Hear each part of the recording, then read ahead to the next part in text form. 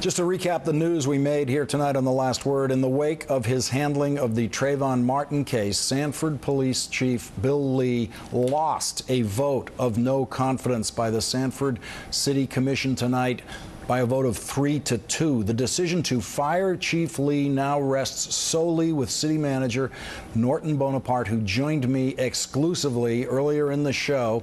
Instead of making a decision here tonight, he told me repeatedly that he wants an independent investigation into how the police department handled this case before he decides whether to fire Chief Bill Lee. But he is considering that. He also said he is considering suspending Chief Lee, and Mr. Bonaparte did admit to me that the report that Chief Lee gave him and the public does have very troubling inconsistencies in it.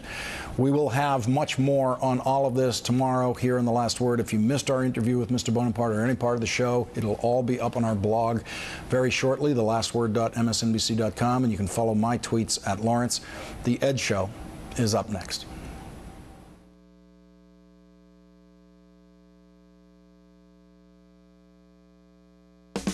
Good evening, Americans, and welcome to The Ed Show tonight from New York.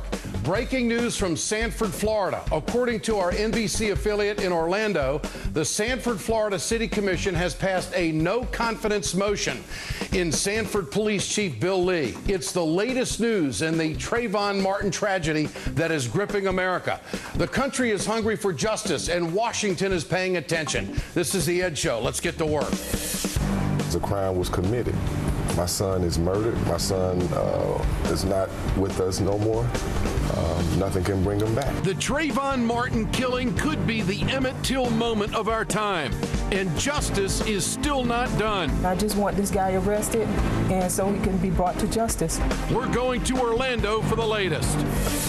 Florida lawmakers are running away from the Stand Your Ground law.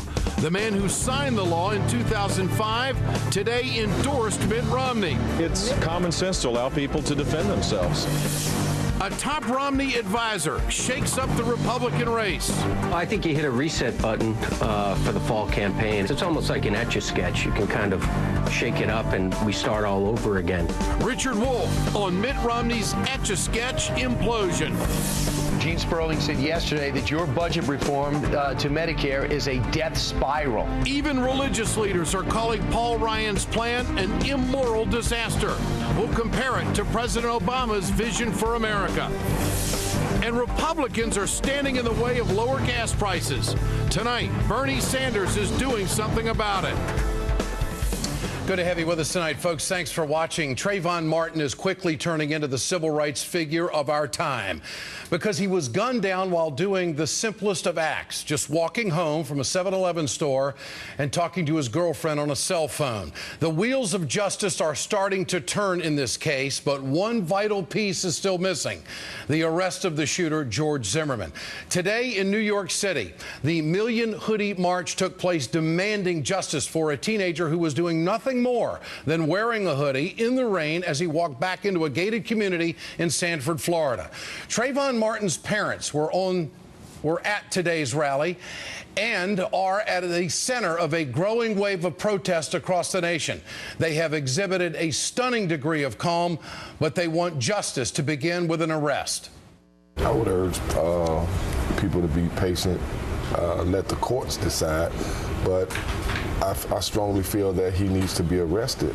They decided on the scene to be the judge and jury, and I just want this guy arrested and so he can be brought to justice. Mr. Martin was asked if he thought George Zimmerman uttered a racial slur on the 911 tape. I think he said words that were not comforting to my ear. Like these people. And who are these people? He was suspicious because he was young, black, with a hoodie. The Ed Show's Ariana Jones was at a rally today. Here are some of the protesters and their reactions. Prosecute George Zimmerman. Yeah! We're here to stand in solidarity. Folks who have never met each other, folks from all around the country and all around the world are standing up and saying that we want democracy to work for us, that we will not allow the criminal justice system to ignore us. If the races were reversed, you'd either have an in-jail black man or a dead one. One or the other. Injustice anywhere is injustice everywhere. Other developments have been rapidly unfolding today. Activists gathered outside the regional office of Florida's Division of Licensing to demand the suspension of George Zimmerman's gun permit. But under state law, a permit is not suspended until the gun owner is charged with a felony. Florida Governor Rick Scott is being called upon to appoint a special prosecutor to oversee the investigation. State Senator Gary Spillane and other lawmakers said a special prosecutor was necessary to remove the perception of bias by Sanford authorities. There was a capacity crowd at a town hall meeting last night in Orlando. Local NAACP President Turner Clayton said the Sanford city manager and mayor were unable to attend because they have been summoned to Washington by Attorney General Eric Holder. There are calls for a review of Florida's so-called Stand Your Ground law. There are also calls for the Sanford police chief to resign, and tonight's city commission gave him a vote of no confidence of a vote of 3-2. Sanford officials have said the decision not to arrest George Zimmerman was made by the responding officer who released the shooter after he claimed he acted in self-defense. George Zimmerman's neighbor says the media is convicting him prematurely. George is a congenial, amiable, admirable person. He had a passion and a care for this neighborhood to ensure the safety of everybody here. And furthermore, George is no Rambo. He was a caring person. This is why the 911 tapes are so important. Get your cell phones out. I want to know what you think. Tonight's question: does George Zimmerman need to be arrested so justice can be served? Text A for yes, text B for no to 622-639. You can always go to our blog and leave a comment at ed.msnbc.com. Results of the poll later on in the program. I am joined tonight by Natalie Jackson, an attorney for the Trayvon Martin's family. Ms. Jackson, thank you for your time tonight. I want you to respond to the latest news that we have heard that the Sanford City Commission voted 3-2 tonight as a vote of no confidence for Police Chief Bill Lee. What do you make of that? Well, I think that they are seeing what the public is seeing. They're seeing a lot of mistakes made. And really, you don't punish people for making mistakes, but you do punish people for adamantly and stubbornly standing by their mistakes, even to the detriment of a family who lost a 17-year-old child. It's now 24 days after the killing of this 17-year-old boy. Why have there been no arrests? And have you had any conversation with the Sanford Police Department in their investigation? We've had no conversation with the Sanford Police Department. We have had some conversations with the state attorney's office, who now has the case. At this point, the Sanford police chief, he doesn't have the case anymore. He passed the buck to the state attorney's office. The state attorney's office has now said that they will convene a grand jury. They are convening the grand jury on April 10. I don't believe there will be an arrest until April 10. You think if an indictment comes down. You think there should be resignations within the department at Sanford?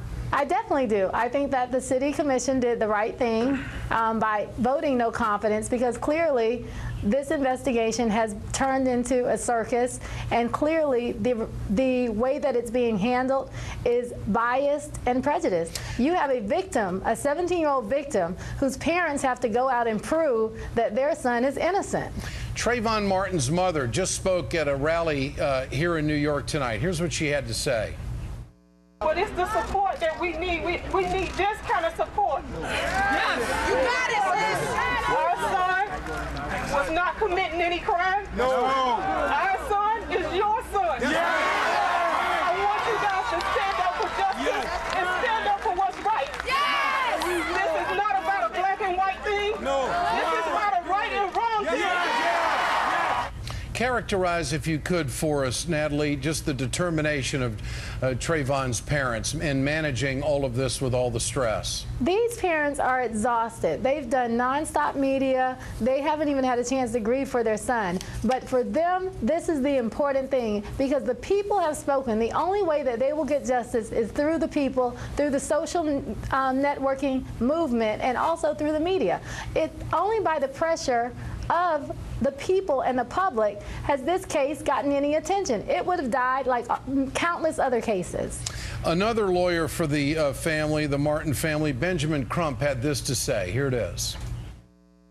Why didn't the Sanford Police Department do a drug and alcohol analysis on him? They did one on Trayvon Martin, who was dead on the ground. Why didn't they do it on George Zimmerman? You ask yourself, why didn't they take a background check on the man who had just killed this kid in cold blood? They did a background check on Trayvon Martin. I want your response to that. Yeah, we talked about that. Our team has had to find out everything. The Sanford Police Department has not released anything to our team except the 911 tapes. And that was after a week of constant media pressure that they released those. All the information that we have found, such as George Zimmerman's arrest history, the Sanford Police Chiefs, the Sanford Police Department said he was squeaky clean. That's what they told the parents, that he was squeaky clean. At a news conference, it was asked, where did you get that information from? They got it from George Zimmerman. They've been taking George Zimmerman's word at everything. The young lady who was on the phone with Trayvon Martin 1 minute before his death, the phone hung up 1 minute before his death. This is information that we had to go get, that the family has gotten. The family has acted as the investigators in this case. This is a relentless family. They are not giving up. If anyone thinks that they're going to stop, they will not. Well, I want to ask you, you said something very interesting there about how your team has had to do all the work, and they have taken the word of George Zimmerman. Have you been able to establish any kind of friendship or relationship that you've seen between Zimmerman and the local police department where they might be giving him cover? No, we haven't. I mean, you know, everything would be speculation at this time. But what we have seen time and time again is the police department, the Sanford Police Department, release information that they consider, which is not, they consider favorable to George, without releasing any other information. If you're gonna say this is an investigation, make it a real investigation, and that's the reason they're saying we can't obtain any information, because there's an investigation. Natalie Jackson, I appreciate your time tonight. Thanks so much. Later on, you bet. Later on in this broadcast, we're going to hear from longtime attorney Mike Papantonio, who works in Florida, and he will give us clarification on the Stand Your Ground law, which is at the center of all of this. One of the things that is very interesting is that who was pushing the Stand Your Ground law, and what are they saying right now? And also, Governor Jeb Bush was very much in favor of it, and there was a tremendous amount of lobbying that was taking place by the National Rifle Association, who, by the way, has been very quiet throughout all of this. Now let's turn to Trumaine Lee, senior reporter with the Huffington Post, who has been closely following this case. Is Mr. Lee with us tonight? Okay. Trumaine, good to have you with us tonight. What are the latest developments from Florida? What can you tell us? Well, first of all, it's what kind of began as a kind of an angry whisper is now a roar. The city council in Sanford voted 3-2 of no confidence in Police Chief Bill Lee. And you see around the country, people are mobilizing. You have the Million Hoodies March in New York City. In Detroit, there are actions. And now it seems the community is galvanizing in a way. And I've been around the block, and I've never seen anything like this. Not with Sean Bell, not with Oscar Grant. It's just this crazy groundswell. Would you say that this is a sea change when it comes to dealing with race relations and crime in this country, that this is an event that has unfolded, and Twitter and social media and protests have brought this to a level of awareness that we've never seen before? Oh, this is clearly a watershed moment, because for some reason this story resonates with black, white, male, female. It could be your son, it could be me, and we've never seen that. I think this is the kind of the perfect confluence. Trayvon Martin, by all accounts, was an all-American boy, and to be gunned down, I think it kind of hits home. And I've never seen anything like this before. You say Twitter. I've been on it from day one, from the beginning, and as you know, the Huffington Post is all online. Thousands of shares on Facebook, thousands and thousands of comments. It's just amazing how social media has gotten this story out, where in the past, this might have been brushed under the rug, and we would have just never known the name Trayvon Martin. You deserve a tremendous amount of credit, Mr. Lee, because you were one of the first reporters that was on this that would bring this to the level of where it is right now.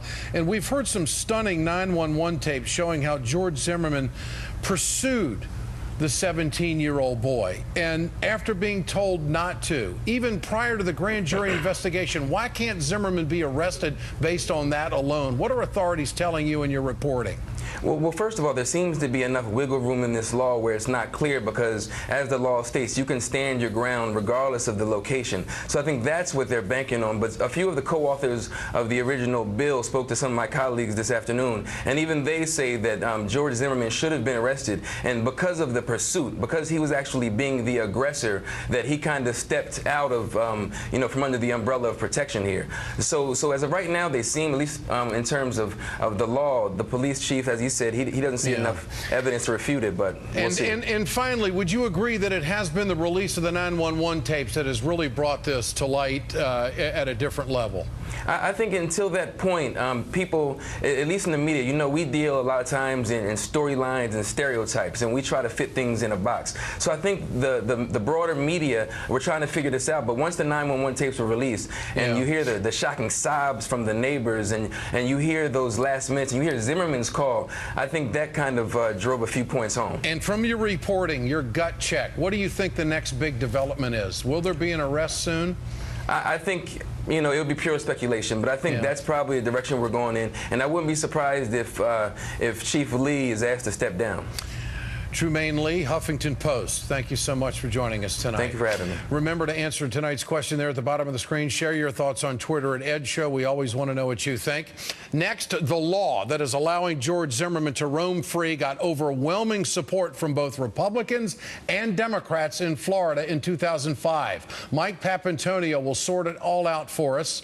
And Bernie Sanders has a plan to bring down gas prices, but Republicans prefer to keep blaming President Obama. Stay tuned. You're watching The Ed Show on MSNBC.